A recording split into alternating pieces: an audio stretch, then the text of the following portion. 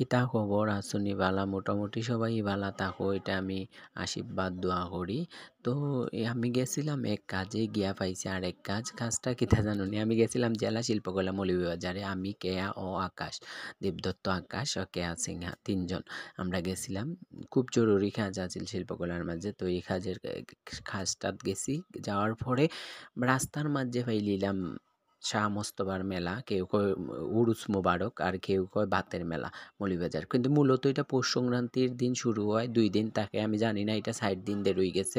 তো মনে হয় আজকেও রয়ে গেছে, শুক্রবার দিন আজকেও রয়ে গেছে। তো আমি যে শিল্পকলার কাজে গেছি এই কাজটা শেষ করছি না, কিন্তু আমি রাস্তার মাঝে মেলাটা পাইলিছি। মেলা পাওয়ার পরে এই মেলার মাঝে ভিডিও না করলে হয়নি। বুঝছেন, কত ধরনের খানি, কত ধরনের আচার, তারপর এই দেখুন কত রকমারি আচার, তারপর শীতের কাপড়, তারপর আরও কত কিছু মানে দেখাইবার চেষ্টা করবো। তারপর ছোটোবেলার জিনিসের খেলনা, এই যে ছোটোবেলার খেলনা, এই খেলনাটি দেখলে আমার ছোটোবেলার কথা মনে হয়। আগে যে সময় আমি ছোটোবেলা মেলায় যাইতাম তখন এই জিনিসটি আমি কিনা আইনা গড় ভরি দিতাম, আর আইনা কতদিন পরে আবার পুরানি গেলে ফেলাই দিতাম।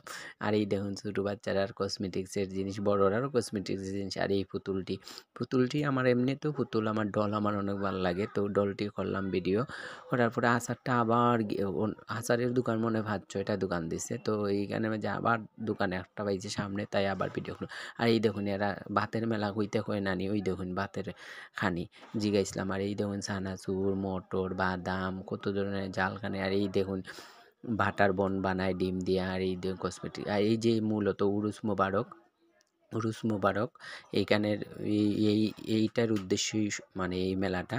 তো এখানে অনেক মানুষ যায়, এটা মনে হয় মাজার আছে একটা, এইখানে যাওয়ার পরে এখানে সবে দোয়া টোয়া ফইরা আয়।